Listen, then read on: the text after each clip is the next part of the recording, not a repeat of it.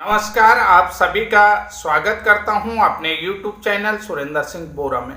साथियों, आज का जो वीडियो है वो बहुत महत्वपूर्ण वीडियो है और इस वीडियो को पूरा देखिएगा और पूरा इस वीडियो का सार समझें कि आखिर इस वीडियो में है क्या।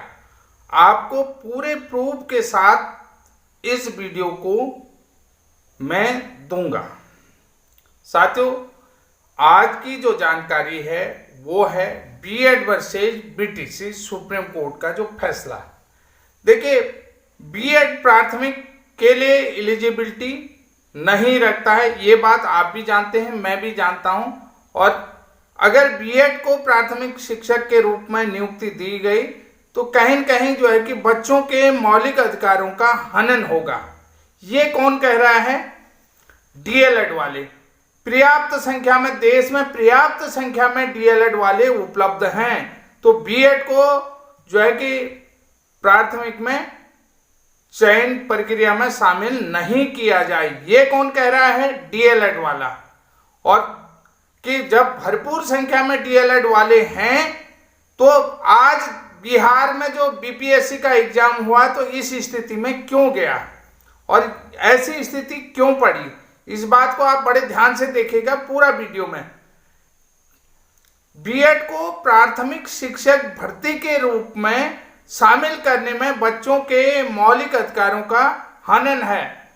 Right to children to free and compulsory education का वायलेंस होगा। ये कौन कहता है? डीएलएड वाले हैं। तो साथियों, आज का ये महत्वपूर्ण वीडियो है, इसको मैं आपको समझाने जा रहा हूं कि अगर बीएड वालों का चयन हो जाएगा प्राथमिक में तो बच्चों के मौलिक अधिकारों का हनन है और जो है कि डीएलएड वालों के साथ नाइंसाफी है। ये बात कौन कह रहा था सुप्रीम कोर्ट में? डीएलएड वालों के एडवोकेट। आज जो है कि देश में वही एडवोकेट क्या बताएंगे कि आरटीई एक्ट की धारा 23(2) के तहत डीएलएड वाले उपलब्ध नहीं है तो बीएड वालों का चयन कर दो। ये क्या सुप्रीम कोर्ट को वो एडवोकेट बताएंगे जो कह रहे थे कि बीएड का चयन करने से प्राथमिक में मौलिक अधिकारों का हनन हो जाता। आज ये चीख चीख करके ये वीडियो बताएगा आपको।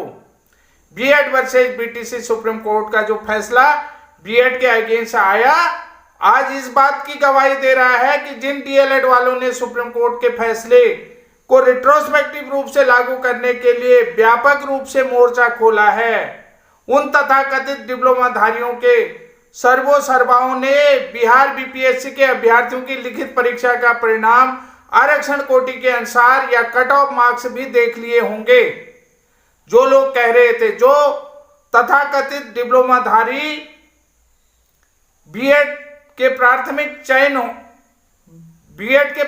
में चयन होने को right to children to free and compulsory education का वायलेशन कह रहे थे, यानी कि मौलिक अधिकारों का हनन है। तो आरटीई एक्ट के तहत जो निःशुल्क एवं अनिवार्य बाल शिक्षा अधिकार अधिनियम का हनन है, तो क्या अब वही तथाकथित नेता कहेंगे कि क्षमता के अनुसार शिक्षकों का पद न भर पाना, यानी कि जो पोस्टें निकली हैं क्षमता के अनुसार शिक्षकों का पद न भर पाना, क्या छात्रों के मौलिक अधिकारों का हनन नहीं है? अगर बीएड वालों का चयन प्राथमिक में हो जाता है तो वो कहते हैं कि बच्चों के मौलिक अधिकारों का हनन हो रहा है और देश में पर्याप्त संख्या में डीएलएड धारी, डिप्लोमाधारी उपलब्ध हैं। बीपीएससी का एग्जाम का पूरा चिट्ठा मैं आपको दिखाऊंगा। क्या अब right to children to free and compulsory education का वायलेशन नहीं हो रहा है? तो उसका वायलेशन हो रहा है या नहीं हो रहा है? जब पढ़ाने के लिए पर्याप्त शिक्षक नहीं मिल पाना, क्या बच्चों के मौलिक अधिकारों का हनन नहीं हो रहा है?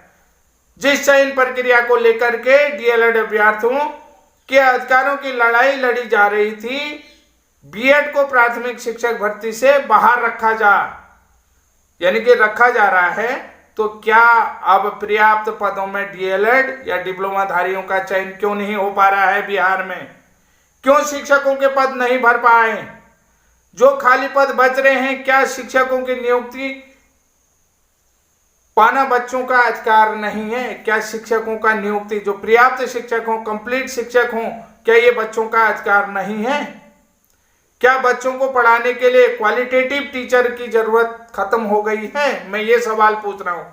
क्या बच्चों को पढ़ाने के लिए क्वालिटेटिव टीचर की जरूरत खत्म हो गई है? आरटी एक्ट 2009 की धारा 23(2) के तहत बीएड को प्राथमिक में शामिल करने के लिए एनसीटी के अधिनियम की आवश्यकता क्या अब बिहार शिक्षक भर्ती में नहीं समझी जा रही है? समझी जा रही है या नहीं? क्या बीपीएससी अब जो है सुप्रीम कोर्ट को बिहार शिक्षक भर्ती जो प्राथमिक वर्ग के हैं क्वालिफाइड बीएड अभ्यर्थियों का चयन करने के लिए एप्लीकेशन देगा? क्या अब जो है बिहार बीपीएससी जो है कि बीएड वालों के चयन के लिए एप्लीकेशन देगा सुप्रीम कोर्ट में? क्या कोर्ट को बताएगा कि बिहार में शिक्षकों के पद खाली बच गए हैं? वीडियो को बनाने को लेकर बहुत सारे लोग मुझे जो है कि गाली देते हैं, बोलते हैं कि तेरे पास क्या सबूत है। जरा ध्यान से समझो, बीएड प्राथमिक वर्ग में क्वालिफाई अभ्यर्थियों का एक उदाहरण दे रहा हूं। विषय है बांग्ला भाषा, कुल सीटें हैं 148 और चयनित केवल कितने हैं? 95। मेल की कट ऑफ गई है 62, फीमेल की गई है 47।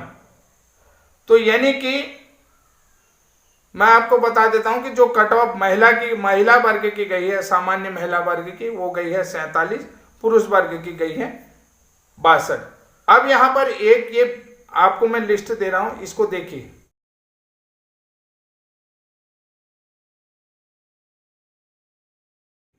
नाम है शबाना आजमी, श्रेणी महिला सामान्य, आवेदित विषय है बांग्ला, पूर्णांक है 120, प्राप्तांक है 60 अंक मेंस में और क्वालिफाइंग सब्जेक्ट में है 79।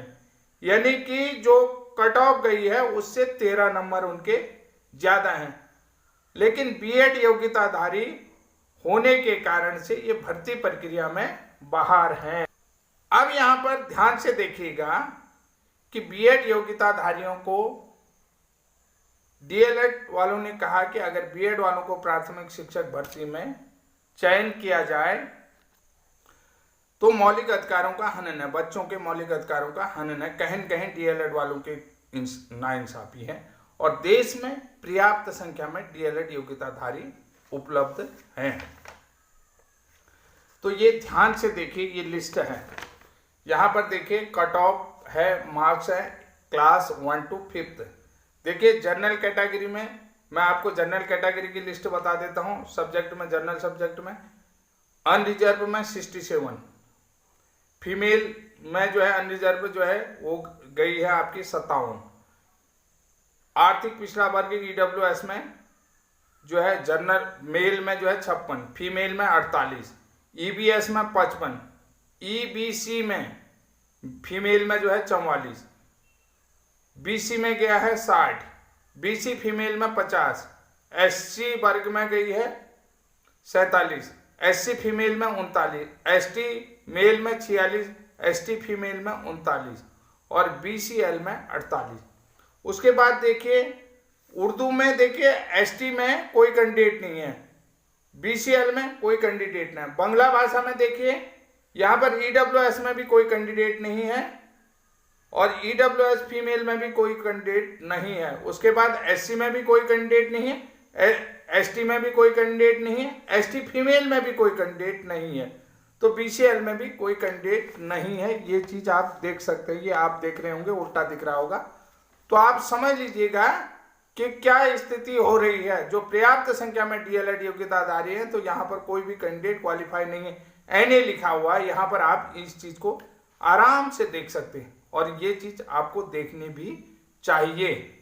मैं यही कहना चाहूंगा, जहां पर डीएलएड वाले कह रहे थे कि पर्याप्त संख्या में डीएलएड योग्यताधारी देश में उपलब्ध हैं, तो अब मैं यही कहना चाहूंगा क्या डीएलएड वाले जो है कि सुप्रीम कोर्ट को बताएंगे कि आरटी एक्ट 2009 की धारा 23 की उपधारा 2 के तहत बीएड वालों को प्राथमिक भर्ती में शामिल कर लेना चाहिए, जो एनसीटी के अधिनियम बना हुआ है। क्या एनसीटी का अधिनियम की आवश्यकता बिहार में नहीं पड़ी? क्या उन बच्चों के मौलिक अधिकारों का हनन नहीं होगा जहां पर पर्याप्त शिक्षक नहीं मिल पाएंगे? जो विद्यालय एक शिक्षक के सहारे चल रहे हैं, जिन बच्चों को प्रॉपर शिक्षा नहीं मिल पाएगी, जिन बच्चों को पढ़ाने के लिए शिक्षक उपलब्ध नहीं रहेंगे। तो ये तो मैंने एक सब्जेक्ट का उदाहरण दिया आपको। आप देख सकते हैं ऐसे कितने ही विषयों में होंगे। मैं सिर्फ एक उदाहरण वीडियो बनाने के लिए आपको ला रहा था। बार बार आप मेरे को कटाक्ष करते हैं, तो मैंने कहा प्रूफ के साथ इस चीज को आपके सामने में रखा जाए। तो साथियों, आज के लिए इतना ही। तब तक के लिए जय हिंद, जय उत्तराखंड।